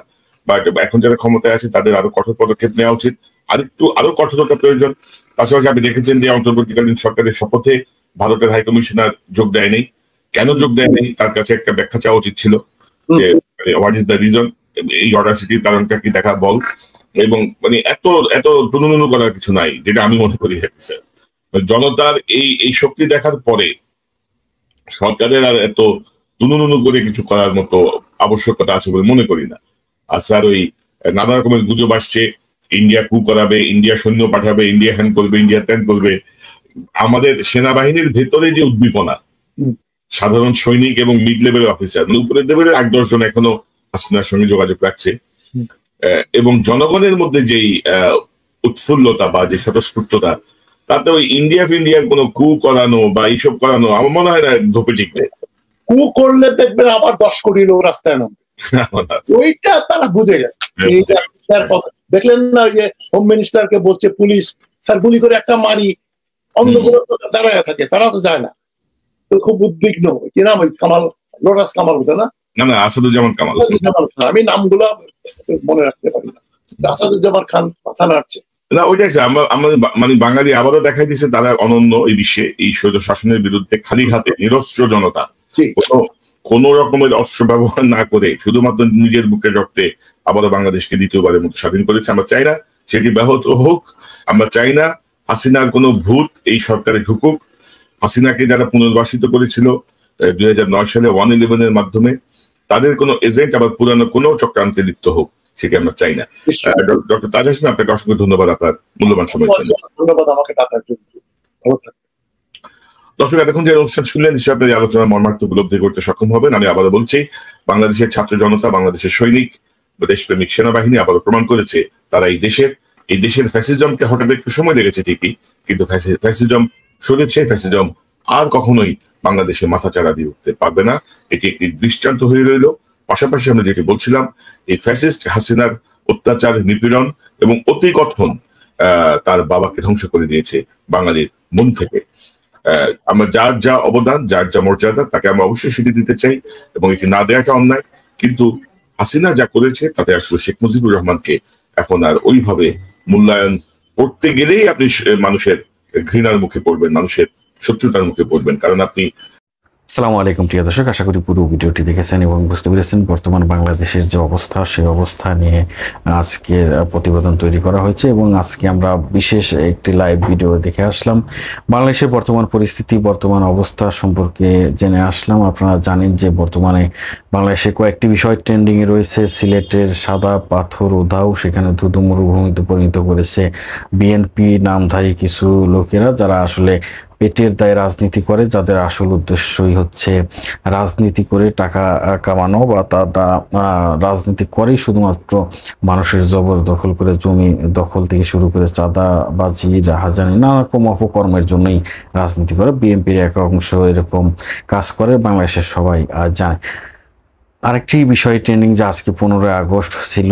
15 আগস্টে শেখ মুজিবের সমাধিস্থল এবং 32 নম্বর যে বাড়ি, সেই বাড়িতে আওয়ামী লীগ যারা করে, শেখ মুজিবকে যারা পছন্দ করে, তারা সমাধিস্থল এসেছিল এবং 32 নম্বর তিনি যে বাড়িতে থাকতেন সে বাড়িতে এসেছিল এবং সেখানে কিন্তু জনগণের তোপের মুখে পড়ে তারা পালাতে বাধ্য হয়।